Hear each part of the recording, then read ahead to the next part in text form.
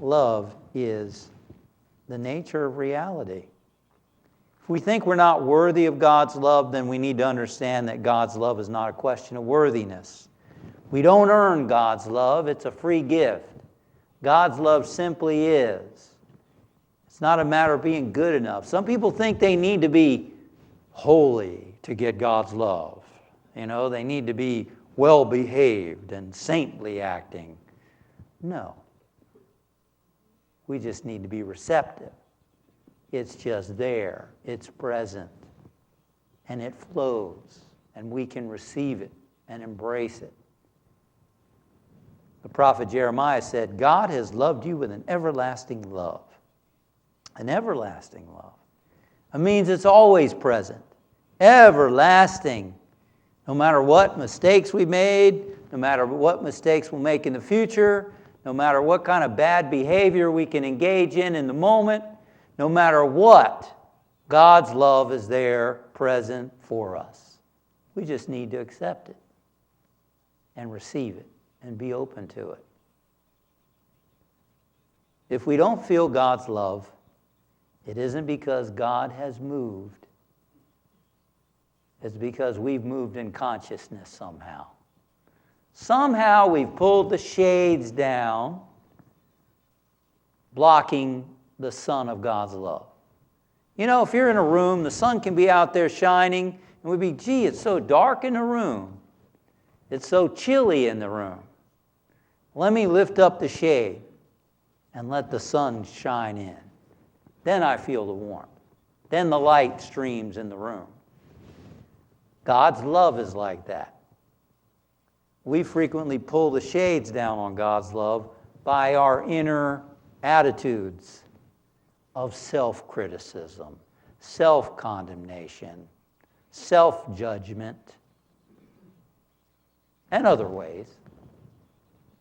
I remember in ministerial school one time, I've mentioned before that back in those days, this was 91, I felt sort of like I was trying to be spiritual and trying to be positive and all that stuff, but I didn't know what to do with negative feelings. And I was critical of myself and, very hard on myself. And the thought occurred to me one day. I was thinking about God's love and how can I feel God's love if I'm beating up on myself and being upset with myself and critical of who I am? How do you feel God's love when you got those thoughts going on in there? If we've got bitterness or resentment or self-judgment, self-critical, beating up on ourselves, then you block God's love. It's like pulling the shades down. It's still there. The love is there, but we're not helping it. Make it harder. You want to feel God's love? Be gentle with yourself. Be understanding of yourself. Be more compassionate with yourself. Yes, that doesn't mean we don't acknowledge areas of weakness. Doesn't mean we don't see our shortcomings and do something to change them or to be different. Doesn't mean we don't apologize and ask for forgiveness and, I'm sorry I got angry or whatever.